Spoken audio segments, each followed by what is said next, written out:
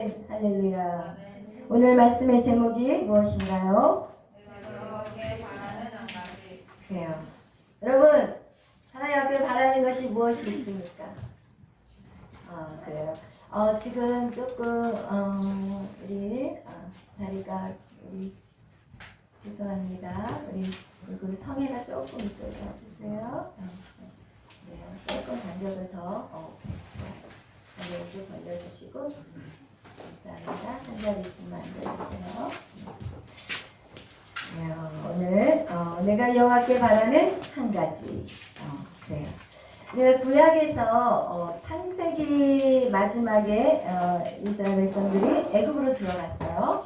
그리고 나서 야곱의 식구가 70명이 애굽에 들어갔고, 그리고 나서 출애굽기에 모세가 등장하기까지 약 400년, 거의 400년 동안 아무런 성경의 기록이 나와 있지 않아요. 그리고 구약의 마지막 선지자 말라기가 쓰여진 후에 예수님이 오시기까지 또 약 400년 동안 아무런 기록이 남아있지 않습니다.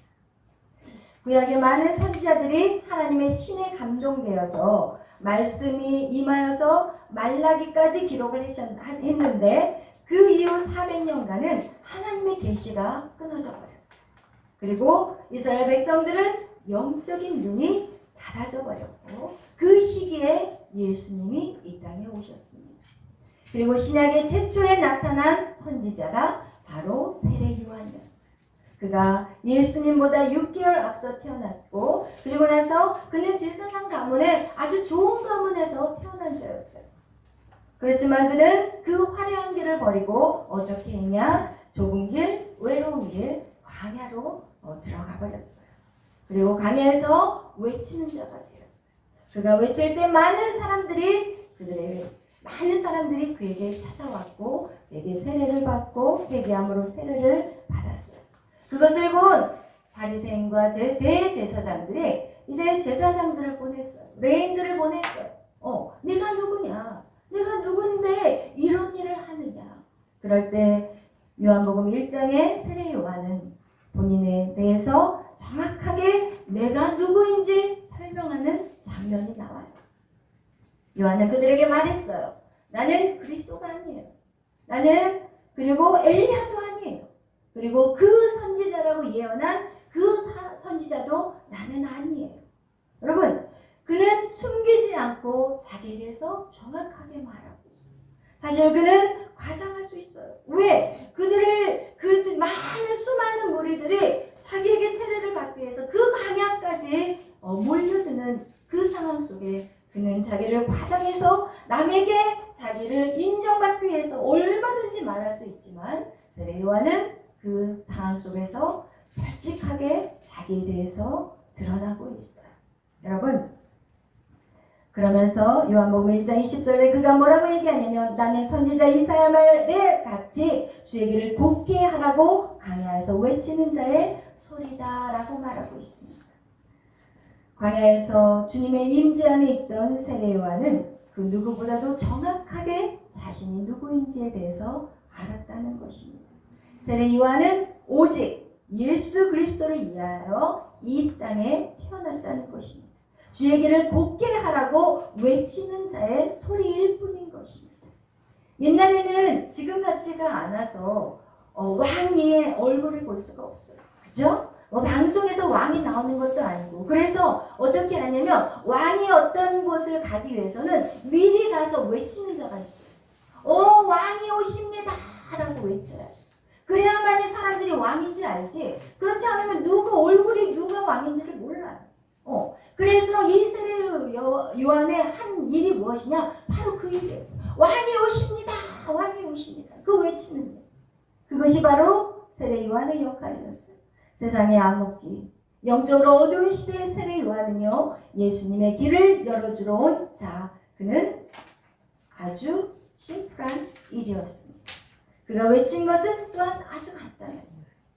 마태복음 3장 1절에서 2절, 그때 세례 요한이 이르러 유다 광야에서 전파하여 말하되 회개하라 천국이 가까이 왔다. 회개하라 천국이 가까이 왔다. 이 한 말씀밖에 전하지 않았어요. 그것이 무엇이에요? 여러분 회개하라는 거예요. 여러분이 회개할 때 하나님의 나라가 도래한다는 것입니다. 여러분 회개하면요. 사도행전 2장 38절에 베드로가 이렇게 말했어요. 너희가 회개하여 각각 예수 그리스도의 이름으로 세례를 받고 죄 사함을 받으라.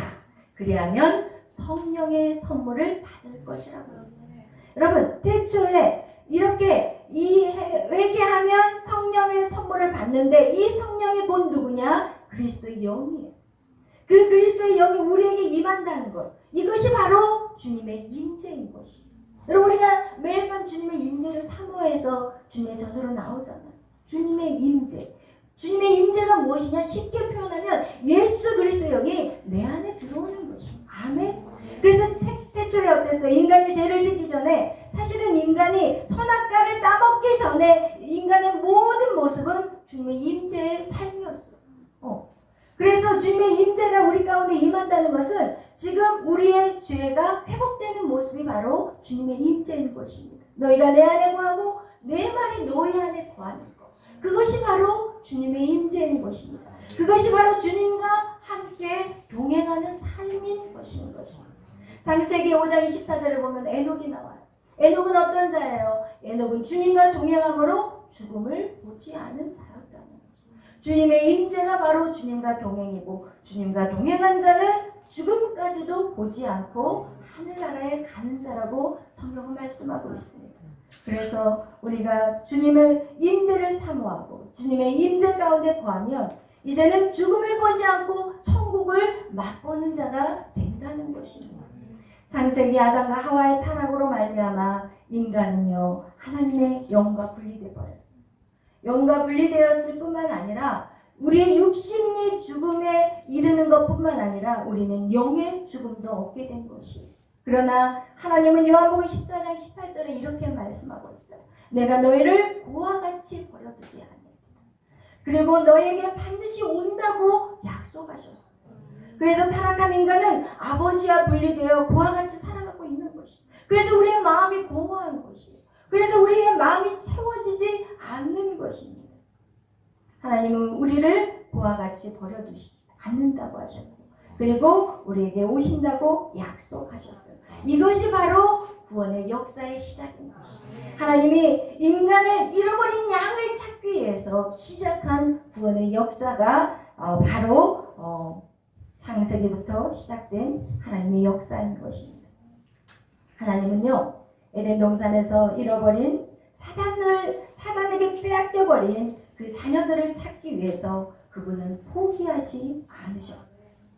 그러면서 구약에서 나타난 것이 무엇인지 아세요? 여러분 이 복음은요 점진적으로 나타나요.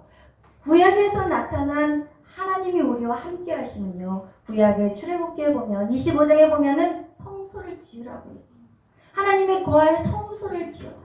그리고 그 성소에서 내가 너희와 함께 할 것이니까 너희가 성소 성막을 지으라고 말씀하고 있습니다. 하나님께서 이스라엘 백성들과 함께 거할 성소를 지으시고 그리고 그곳에 제사 제도를 가르쳐줘요. 그리고 인간에게 정결케 함으로 하나님 앞에 나아갈 수 있는 성소와 지성소로 나아갈 수 있는 그것들을 하나님이 구약을 통해서 말씀하고 있는 것입니다. 그러면서 그것이 신약에서 어떻게 해서 나타나요? 사람의 몸으로 하나님께서 이 땅에 오신 예수 그리스도인 것입니다.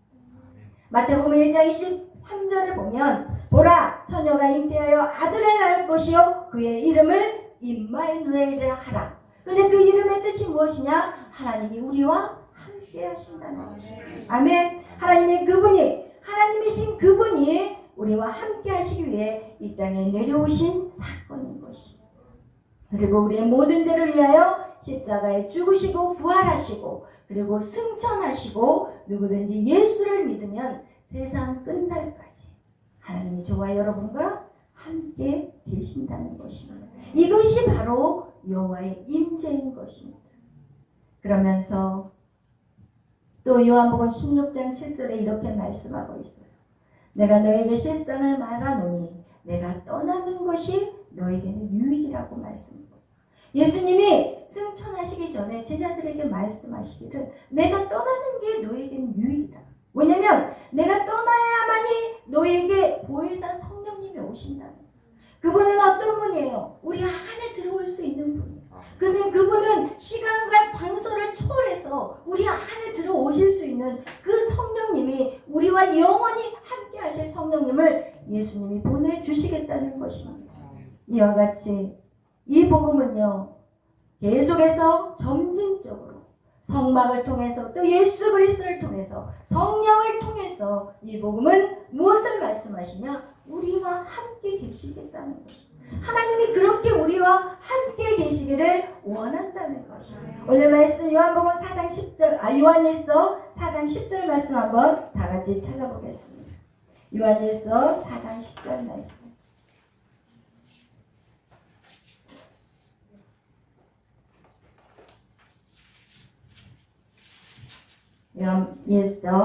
요한일서는 요한계시록 바로 앞쪽에 나와 있죠. 요한일서 4장 10절 우리 다 같이 읽겠습니다. 시작.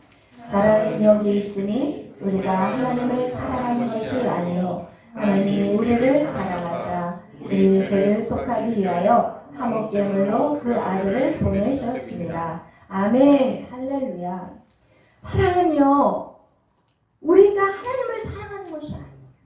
하나님이 우리를 사랑하셨다는 것이에요. 전적인 하나님의 사랑인 것이. 하나님은 지금도 우리와 함께 하시기를 원해요.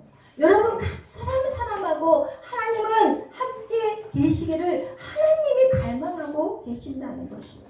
여러분 누가복음 15장의 탕자의 비유를 보시면 하나님이요 떠나버린 그 아들을 기다리느라고 그 아버지가 그 아들이 아직도 먼 길인데 그 아들을 알아보고 뛰어 달려가는 모습이 성경에 우리에게 보여지는 말씀이에요. 그 정도로 하나님은 그 잃어버린 그 양을 찾아서 헤매고 계시는 그 아버지의 마음이 오늘 성경을 통해서 계속해서 우리에게 전달되고 있다는 것이. 그 아들 찾은 그 아버지는 어떻게 해요? 자신의 재산의 절반을 탕제해버린 그 아들을 향해서 어떻게 해요? 끌어안고 목을 끌어안고 입을 맞추고 그리고 가장 좋은 옷을 입히고 금가락지를 끼워줬다. 이 금가락지를 끼워줬다는 건 뭐예요? 상속자라는 것이. 네가 설사 내 거를 다 가져가서 잃어버렸다 할지라도 내가 너를 상속자로 세울 것이라는 그 하나님의 사랑이, 여러분 그것을 발견하는 저와 여러분이 되시기를 축복합니다. 그리고 나서 잔치를 베풀어요. 돌아온 아들, 내 아들이 죽었다가 살아왔으며 내가 잃었는데 다시 찾은 아들이라고 아버지께서 그렇게 기뻐하시는 그 하나님 아버지의 마음. 그러면서 예수님을 이 땅에 왜 오셨어요? 예수님의 사역은 무엇이었어요? 예수님의 사역은요, 잃어버린 자를 찾으러 오셨다고 누가복음에 말씀하고 있어요. 예수님의 사역은 이 땅에 자신의 성공을 위해서, 자기의 이름을 높이기 위해서, 자기가 큰 뭔가 자리 하나 잡으려고 오신 분이 아니라는 것이에요. 그분은 누구예요? 잃어버린 자. 하나님이 찾는 자를 찾기 위해서 이 땅에 오셨다는 것입니다. 아멘. 하나님은 잃어버린 양을 찾아서 지금도 돌아다니고 계세요. 여러분, 우리의 마음이 어디에 있어야 될지 성경은 우리에게 말씀하고 있습니다. 누가복음 17장 20에서 21절에 무엇이라고 말씀하냐면요, 바리새인들이 이렇게 물어봐요. 하나님의 나라가 어느 때 임합니까? 여러분, 하나님의 나라가 어느 때 임합니까? 예수님이 뭐라고 얘기해요? 하나님의 나라는 여기 있다, 저기 있다고 말하지 말라고. 하나님의 나라는 어디 있다고요? 내 마음에 있어요. 여러분의 마음 안에 하나님의 나라가 있는 것이에요. 천국이 우리 안에 있다는 것이에요. 여러분 안에 천국이 있다는 것은 여러분 그 삶이 무슨 삶이냐? 바로 에덴 동산의 삶이에요. 아멘. 주님의 영이, 성령이 우리 가운데 있을 때 우리는 천국의 삶을 살아가는 것입니다. 우리 안에 하나님과 함께 하신다는 것은, 여러분 그것이 바로 천국은 우리가 죽어서 가는 곳만이 천국이 아니라 이 땅에 여러분 안에 성령이 계시면 그 자가 바로 하나님의 나라 안에 사는 자라고 성경은 말씀하고 있습니다. 아멘. 천국의 삶, 주님의 임재가 부어질 때 그렇다면 우리의 삶에 어떤 변화가 일어날까? 여러분 이것을 여러분하고 나눠보고 싶어요. 내가 천국의 삶을 살아가고 있는지, 그렇다면 내가 주님의 임재가 내 안에 부어지는 거. 우리가 얼마나 지금 주님의 임재를 위해서 갈망하며 예배하잖아요. 여러분, 그렇다면 그 임재가 왜 우리에게 어떤 영향을 주는지 알아야 될 거 아니에요. 그죠? 그래서 오늘 그 말씀을 또 나누고 싶어요. 시편 16절에 보면은 16장 11절에 보면은 주께서 생명의 길을 내게 보이시리니 주의 앞에는 충만한 기쁨이 있고 주의 오른쪽에는 영원한 즐거움이 있다고 말하고 있어요. 시편 16편 11절에 주의 앞에는 충만한 기쁨이 있고 그리고 영원한 즐거움이 있대요. 여러분, 주님과 함께 주님의 임재를 먹고 마시면 주님 임재 앞에 충만한 기쁨이 있다는 것이고 주님의 오른쪽에는 영원한 끝이 없는 즐거움이 있다는 것이고 여러분, 즐겁게 살고 싶잖아요. 기쁘게 살고 싶잖아요. 그죠? 그런데 이 땅에 어떠한 복도 명예도 권력도 그것도 주님의 기쁨과 즐거움에게는 비교할 수 없다는 것을 말씀하는 것입니다. 아멘. 여러분, 그래서 여러분 안에 임재 안에 들어가자고 하는 것이에요. 요한복음 14장 27절에 내가 너에게 평안을 주노니 그 평안은 세상이 줄 수 없는 평안이라고 말씀하고 있어요. 여러분, 세상에 평안이 있나요? 여러분, 세상에 평안이 있나요? 평안이 있을 것 같아. 공부하는 학생 공부 열심히 해서 좋은 성적 있으면 평안이 있어요. 그 다음에 또 시험이 있어요. 그래서 시험을 또 보고 항상 평안이 없어요. 영원하지 않아요. 세상의 평안. 그래서 좋은 대학교를 들어갔어요. 그럼 평안이 끝나나요? 그 안에 들어가면 모두가 다 경쟁자예요. 그곳에도 평안이 없어요. 그리고 나서 좋은 직장에 취직을 했어요. 그곳에 평안이 있나요? 없어요. 그곳에도 모두가 다 경쟁자일 뿐이에요. 그리고 나서 이것도 아니야? 그러면 믿음의 배우자, 좋은 배우자, 멋진 남자를 만나고 예쁜 여자를 만나요. 그곳에 평안이 있나요? 없어요. 거기서 실망하고 이제는 기대가 어디로 가요? 자녀들에게 가요. 이야, 이 자녀들. 나의 기쁨은 이 자녀들이 있는데 이 자녀들이 엄마 아빠 말대로 사나요? 아니에요. 갈수록 무게는 더 무거워져요.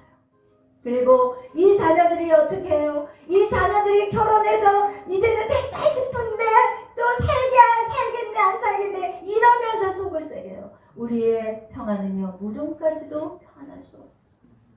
죽기 전까지 우리에게는 평안이 없어요. 오직 누가 주시는 평안? 주님이 주시는 평안. 아멘. 우리가 임재 안에 들어갈 때 그 평안을 맛본다니까요. 아멘. 그러면서 또 시편 기자는 말씀하고 있어요. 시편 4편 7절에 주께서 내 마음에 주시는 기쁨은 그들의 곡식과 새 포도주보다 더 하나이다. 여러분, 아무리 좋은 음식을 먹어도 마음의 근심이 뼈를 마르게 해요. 여러분, 아무리 좋은 레스토랑에서 몇십만 원짜리 스테이크를 잘라도 내 마음이 평안하지 않으면 그는 뼈를 마르게 하는 인생이 된다는 것입니다. 아멘. 여러분, 그렇지만 또한 하나님의 임재는요, 단순히 우리의 감정에 대한 우리의 어떤 마음으로 오는 것만 얘기하지 않아요. 하나님의 임재가 있는 자들의 삶에 얼마나 놀라운 축복이 있는지 성경은 또 우리에게 말씀하고 있어요. 여러분, 그 사람이 누구였어요? 역대상에 나온 오베데돔이었어요. 그가 여호와의 개가 그 집에 머물러는 동안 그 집이 축복을 받은 그 집과 그의 하는 모든 일들의 축복이 있었어요. 그것을 누가 봐요? 사람들이 봤어요. 또 누구였어요? 요셉이었어요. 그가 하는 모든 일은 성경에 보면 뭐라고 나와요? 주님이 함께 하셨다고 나와요. 그런데 그 함께 하심을 누가 봐요? 믿지 않는 보디발도 봐요. 그런 축복이 그 안에 있었다는 거예요. 여러분, 주님과 함께 한다는 건 주님이 동행하는 것이고 주님이 동행한다는 것은 주님의 임재가 있는 자들이라는 것이에요. 요셉의 그 임재와 그 축복으로 말미암아 요셉은 어떤 자가 돼요? 애굽의 모든 사람을 살려버려요. 여러분, 여호와의 임재가 있는 자들은요, 자기만 축복받는 게 아니에요. 많은 사람을 살리는 자가 돼요. 여러분 오늘날 우리 믿는 저와 여러분 때문에 이 나라가 지금까지도 버티고 있는 거예요. 여러분, 그것을 기억해요. 우리의 이 사역들이 엄청난 영혼들을 살리는 일에 여러분이 지금도 기도로서 동참하고 있다는 것을 기억하셔야 된다는 것입니다. 여호와의 임재라는 것은요, 여러분, 우리가 밤마다 여호와의 임재를 사모하며 주님의 전으로 달려나와서 계속해서 주의 임재를 구하는데 그 임재가 얼마나 놀라운지 여러분은 오늘 성경에 그것을 증거하고 있다는 것을 말씀하고 있는 것입니다. 여러분, 또한 우리 2021년도 우리 교회의 말씀이 무엇이에요? 이사야 40장 31절. 여호와를 악망하는 자. 여러분, 여호와를 악망하는 자가 어떤 자라고 그랬어요? 지난번에 얘기했잖아요. 종이 한 장은 찢어질 수 있지만 그 종이가 여기에 딱 붙어버리면 이거 찢어져요? 이거 찢어져요? 안 찢어져요. 여호와 함께 있는 자는 독수리같이 피곤하지 않다는 것이에요. 여러분, 피곤하십니까? 더 여호와의 임재 안으로 들어오셔야 합니다. 아멘. 할렐루야. 그러면서 여호와께서 우리에게 말씀하세요. 내가 너의 피난처요, 내가 너의 안식처라고 얘기하고, 여러분, 여호와의 그 품 안에 여러분은 이 거하는 것이 바로 여호와의 임재 안에 있는 것입니다. 아멘. 주님을 믿고 신앙생활하는 거 여러분 형식적으로 종교생활에서는 절대로 안 돼요. 율법적으로 살아내는 것이 절대로 아닌 것입니다. 아가서의 술람미 여인이 이런 고백을 해요. 사랑의 고백을 해요. 내 사랑이 포도주보다 더 진하다고 표현해요. 그것은 이 술람미 여인이 이 솔로몬에 대한 사랑을 표현했지만 이 아가서는요, 바로 우리가 예수님에 대한 사랑을 고백하는 그 사랑의 노래가 바로 아가서인 거예요. 그래서 아가서는 최고의 노래라고 얘기해요. 그래서 이스라엘 백성들이 그 첫 해에 읽는 책이 바로 아가서예요. 여러분, 그 사랑의 고백이 우리 안에 있어요. 내 사랑에 너무 그 사랑이 좋아서, 너무 주님이 좋아서 내 모든 것들을 다 포기하고도 그 사랑을 선택하는 거예요. 내가 즐겁게 취미생활하는 거, 내가 갖고 있는 이 특기 그것보다도 그 주님의 사랑이 너무 좋아서 나의 모든 것들을 다 포기하고 주님 앞에 나아가는 것이, 그것이 바로 주님의 사랑의 임재를 맛본 자입니다. 그가 누구였어요? 그가 바로 바울이었어요. 그가 바로 사도 바울이었어요. 사도 바울이 주님의 임재를 경험하고 그는 자기의 모든 것을 다 뭐로 여겼어요? 똥으로. 배설물은 너무 고급스러워. 똥으로 여겼어요. 여러분이 가진 지식, 학벌, 재산, 여러분이 가지고 있는 명예, 권력 다 똥입니다. 여러분, 그렇게 돼버릴 수밖에 없어요. 왜냐하면 그 사랑이 더 크기 때문에. 그 임재가 너무 강력해서 그 사랑하고는 그 어떤 거하고도 바꿀 수가 없어요. 그래서 어때요? 그래서 주를 위해서 죽는 거예요. 그래서 주를 위해서 죽을 수 있는 거예요.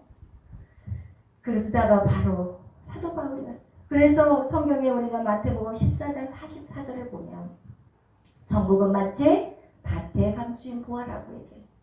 그래서 그것을 발견한 사람은 어떻게 해요? 자기의 모든 것을 팔아요. 자기의 모든 것을 팔아버려요. 그 사랑이 너무 좋았어. 자기의 모든 것을 파는 거예요. 그럼 우리가 밤마다 주님 앞에 나오는 그 시간들이 바로 그것이 회복이 돼요. 다 나의 모든 걸 다 드릴 수 있는 거예요. 그렇죠? 우리가 방금 성경에서 봤잖아요. 그거를 다 드렸는데 어떻게 해요? 하나님 모든 것들을 모든 것을 맡겨버릴 수 있는 자들이 되는 것이에요. 아멘. 그러면서 또 어떤 사람이 있어요. 고라라는 자손이 있었어요. 고라 자손은요, 그가 시편 84편 10절에 무엇라고 고백하냐면, 주의 궁전에서의 한 날이 다른 곳에서의 첫날보다 나은즉 악인의 장막에 사는 것보다 내 아봇 하나님의 성전 문지기로 있는 것이 좋사오니. 아멘. 그는요, 주님의 그 궁전에서 한 날이 세상의 그 어떤 날보다도 더 귀하다고 말씀하고 있는 것입니다. 여러분도 그러신가요? 여러분이 그 정도로 여호와의 임재를 갈망하고 계신가요? 여러분, 주님의 임재 안에 들어올 때요, 여러분의 거룩성이 회복이 돼요. 주님의 임재 안에 들어올 때 여러분의 삶의 존재 이유를 알게 돼요. 그리고 주님의 임재 안에 들어올 때 내가 무엇을 위해 살아가야 되는지 그 방향을 알게 되는 거죠. 이스라엘 백성들이요, 금송아지를 만들어 죄를 저질렀어요. 그리고 나서 여호와께서 너무 화가 났어요. 그래서 모세에게 그랬어요. 나는 이제 너희들하고 함께 안 갈 거야.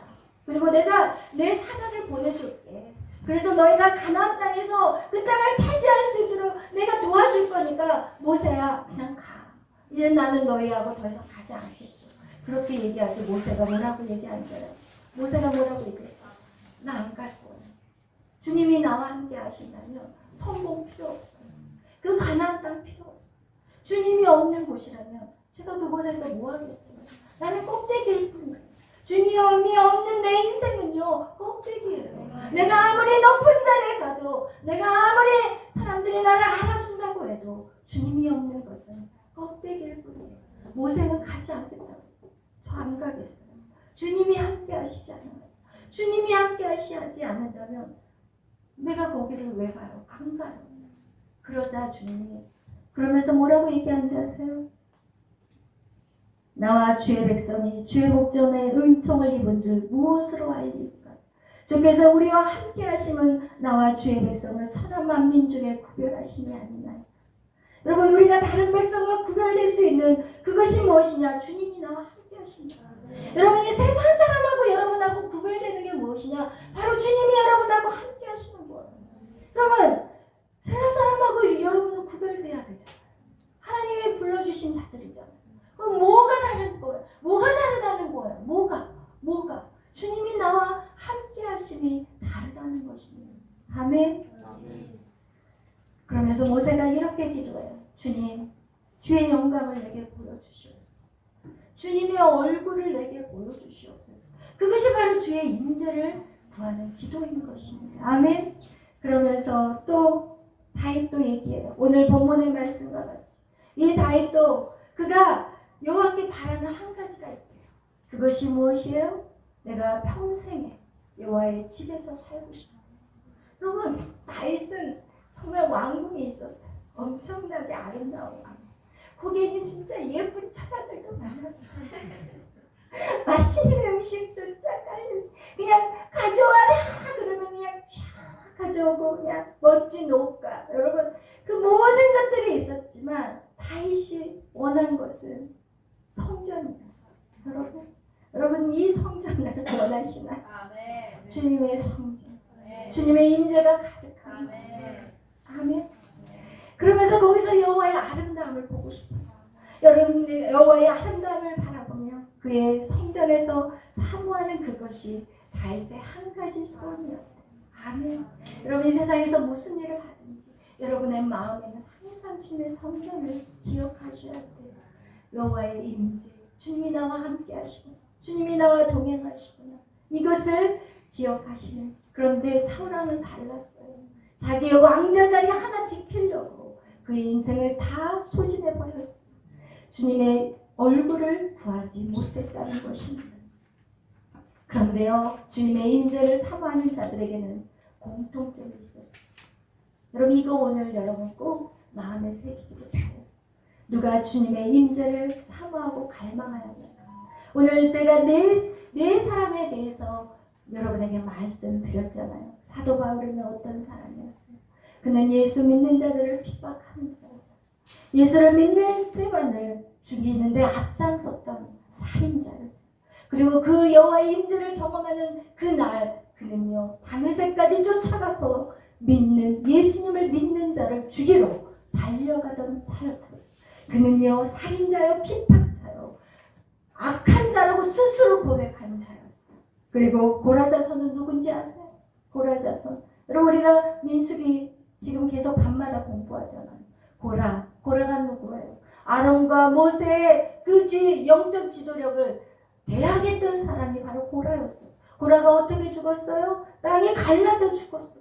그런 반역자의 자손인 이 고라 자손이 아까 우리가 얘기한 것 같이 그들이 여호와의 성전에서 있는 것이 더 행복하다고 고백한 자였어요.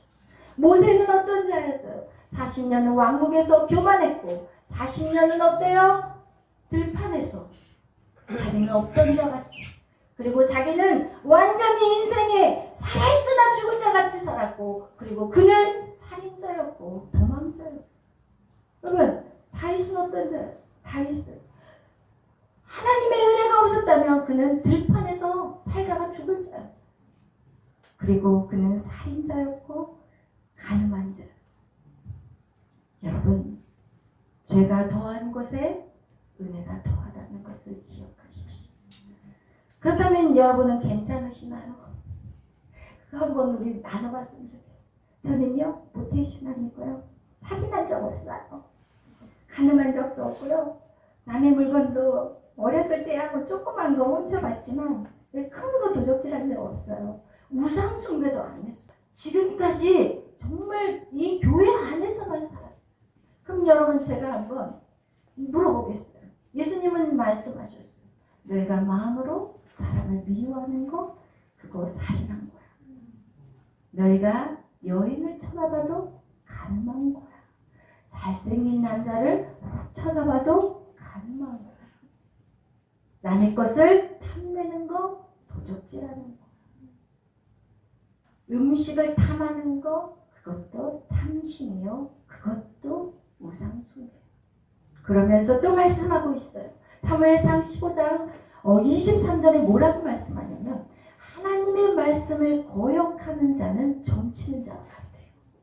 하나님의 말씀을 거역하는 자가 점치는 자와 같대요. 여러분, 그리고 하나님 말씀에 순종하지 않고 고집 부리고 완고한 것은요 우상에게 절하는 죄와 같다고 합니다.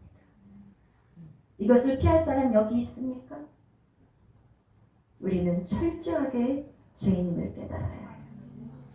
여러분이 철저하게 죄인임을 깨달으면 깨달을수록 여러분 그 은혜가 더 충만한 거예요. 여러분, 이런 나, 주님의 은혜가 없이는 어느 누구도 구원받을 수가 없다니까요. 여러분, 주님이 여러분에게 찾아오신 것이지 여러분이 깨끗하고 거룩해서 주님 앞에 간 것이 아니에요. 십자가의 은혜가 얼마나 소중한 것인지, 주님의 임재가 얼마나 귀하고 아름다운 것인지, 주님의 임재 없이는 단 하루도 우리는 살아갈 수가 없습니다. 우리는 이것을 철저하게 뼈저리게 느껴야 돼요. 내가 주를 위해 무엇을 할까요가 아니에요. 내 죄를 어떻게 할까요? 이 죄 많은 자 어떻게 할까요? 성령을 받은 베드로가 복음을 증거할 때, 여러분, 당신들이 죽인 그 예수라는 사람이 바로 하나님의 아들이에요. 하나님의 아들이라니까요. 그렇게 얘기했을 때 거기에 모인 자들이 탄식하며 울기 시작했어요. 그럼 우리가 어떻게 할까요? 가슴을 찢으면서 그럼 우리가 어떻게 해야 합니까? 그들의 첫마디가 바로 그거였다는 것이. 여러분, 우리는요 하나님 말씀대로 순종하지 않는 그런 삶을 살 때 우리는 다시 주님을 십자가에 못 박는 자들이 되는 것입니다. 너희가 죽인 예수가 하나님의 아들인 것입니다. 여러분, 이스라엘 백성이 예수님을 십자가에 못 박힌 것이 아니에요. 오늘날 우리가 하나님 말씀대로 살지 않는 것, 그것이 바로 우리가 다시 못 박혀 돌아가신 그 예수를 다시 못 박는 인생을 살아가는 것이라는 것입니다.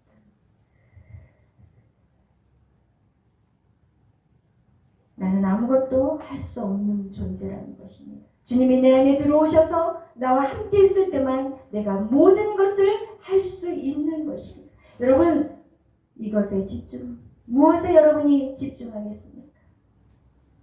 무엇에? 여러분, 오늘도 여러분이 무엇에 집중하겠어요?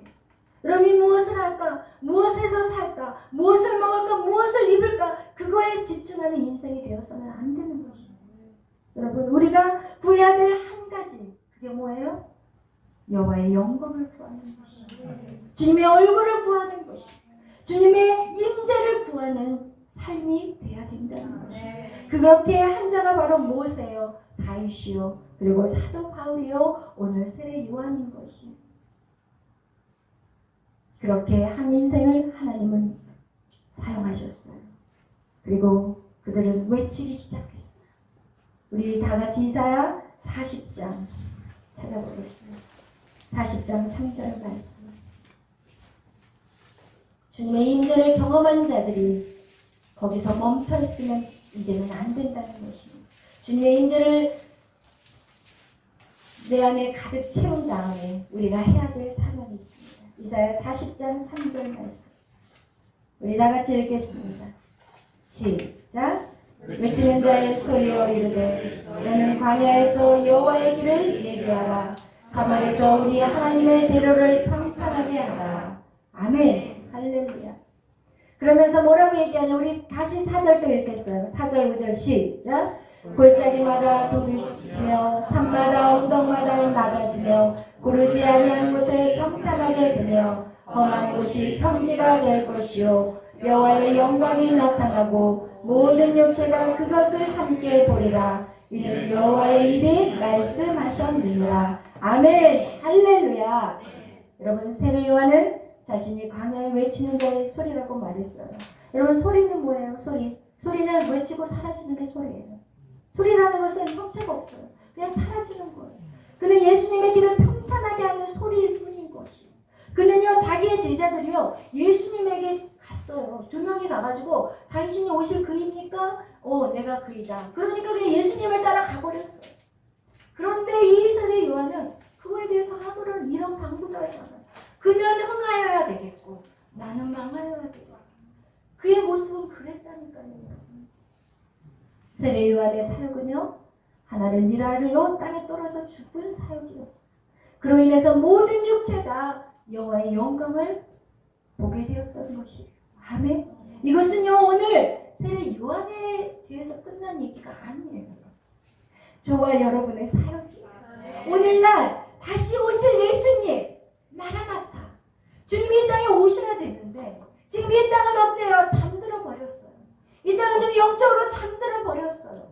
이 땅에 그 핍박으로 말미암아 교회가 문을 닫아버리고 이제는 어떻게 한지 알아요? 인터넷으로 영상을 보다가 이제는 영상조차도 보지 않는 인생, 그런 영적인 상태가 되어버렸어요.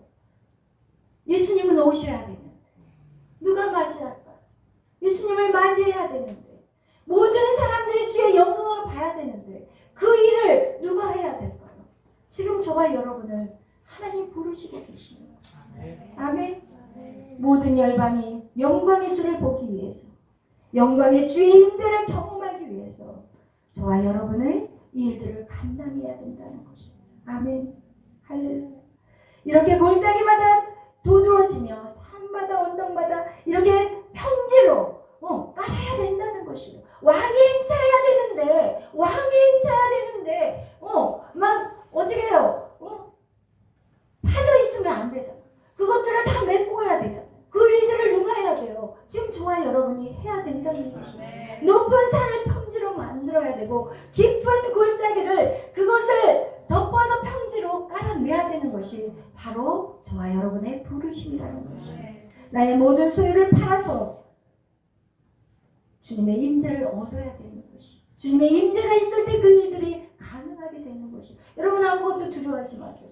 아무것도 놀라하지 마세요. 여러분, 그것을 여러분에게 하라는 것이 아니라 여호와의 임재가 여러분에게 임할 때 그 일들이 가능하다는 것이. 오늘 우리가 본문 10편 말씀으로 다시 돌아가겠어요. 본문 10편 27편으로 다시 돌아가겠어요. 10편 27편. 지금 이 다윗이 이 구절을 고백할 때 어떤 상황인지 여러분 10편 1편에서 3절을 읽어보겠어요.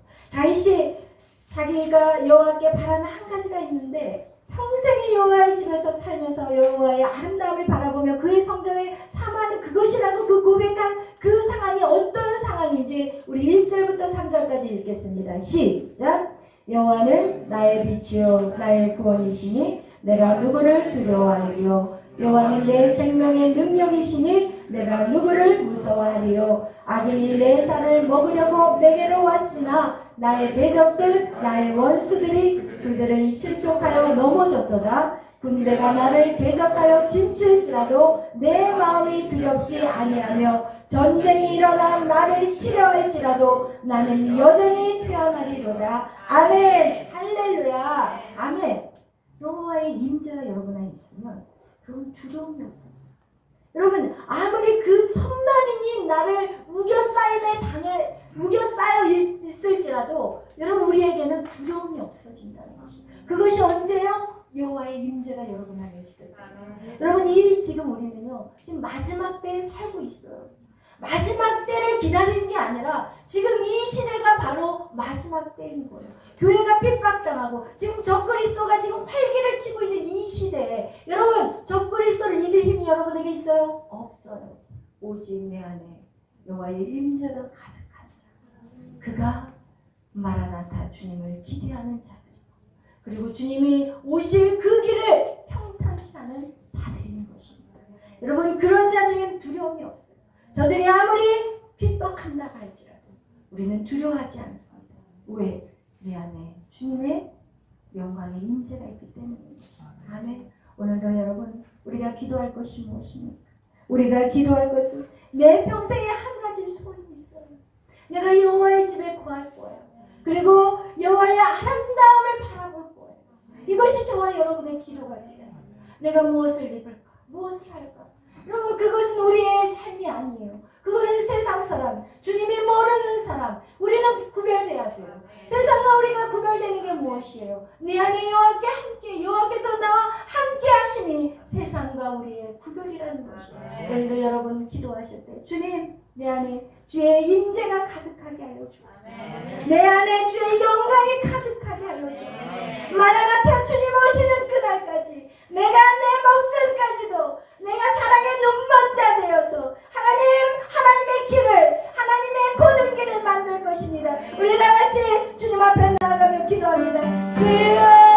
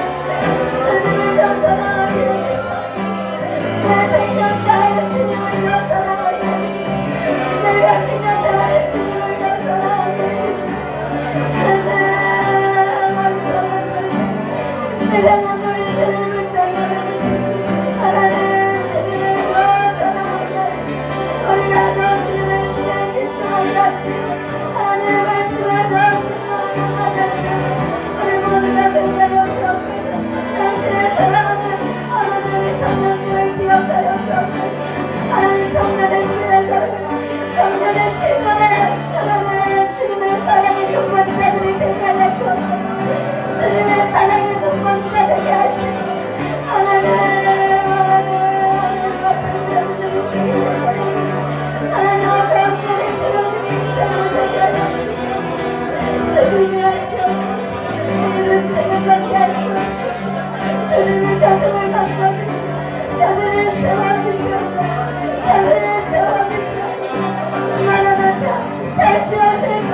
것을 구약하여 주옵소서. 다시 오실 주님을 위해 아버지와 쓰임받는 자들을 되게 하여 주시옵소서.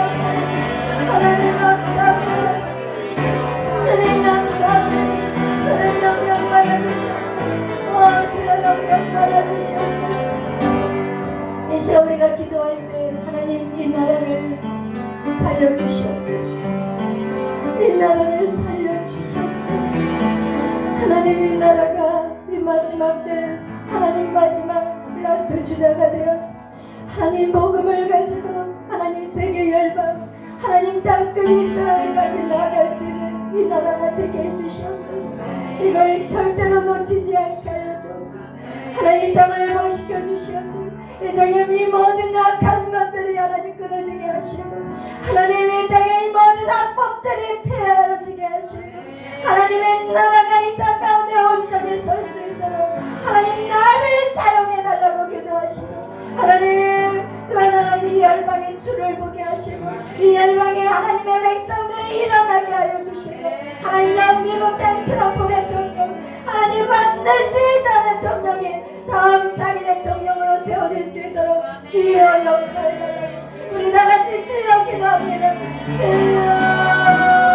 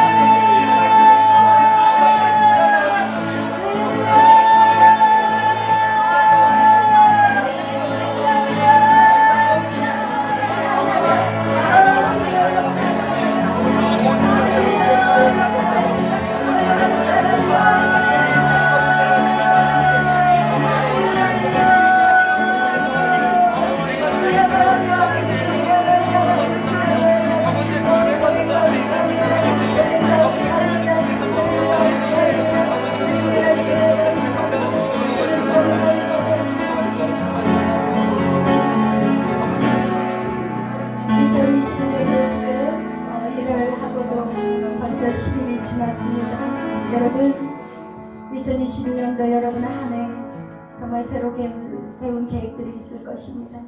오늘 그것들을 놓고 이 시간에 기도할 때 하나님 저를 부르신 그 자리에서 하나님, 제가 최선을 다하겠습니다. 하나님, 저를 사용해 주셔서 감사합니다. 내가 무엇인데, 제가 무엇인데 아무것도 아닌 정말 마른 막대기만도 못한 우리를 하나님 사랑하여 주시고, 하나님 잃어버린 양을 찾아 헤매이시면서 하나님 우리를, 나를 찾아주심에 감사합니다. 나 같은 존재가 무엇인데 주님 피 흘려 죽으셨나요? 나 같은 자가 무엇인데 하나님 지금도 포기하지 않고 기다려 주시나요? 하나님, 이제는 주님 더 이상 주님을 기다리게 하는 자가 되지 않겠습니다. 하나님, 주님, 저를, 제가 필요하다면 이젠 제가 주님을 위해 살겠습니다. 하나님, 저를 사용하여 주시옵소서. 여러분, 우리 다 이 시간에 주님 앞에 고백하며 결단하는 시간을 갖기를 소원합니다. 우리 다 같이 기도합니다. 주님,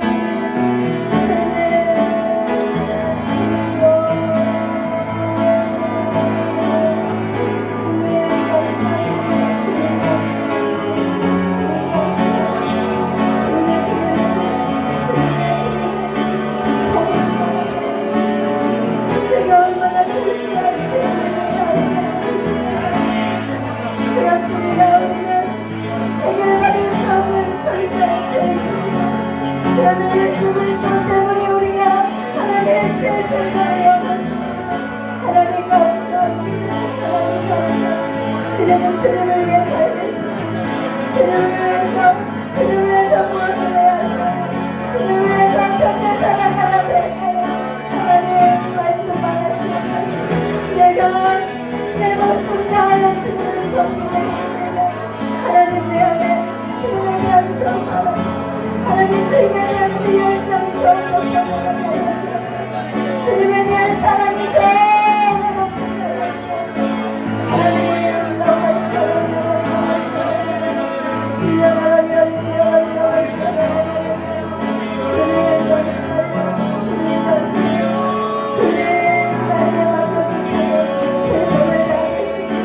나에게 주어진 시간들 하나님 낭비하지 않겠습니다. 나에게 맡겨진 생명들 하나님 복도 기도하겠습니다. 하나님, 나에게 주어진 오늘 완벽해 하나님 주시를 도와주세요. 하나님 도와주세요. 하나님 도와주세요. 주의 영으로 채워주세요. 주의 영으로 나를 덮어주세요. 주님, 나를 주의 영으로 채워주세요. 여러분, 제가 힘을 주시옵소서. 하나님, 강건함을 주시옵소서. 현재 강건함을 주시옵소서. 주의 영광을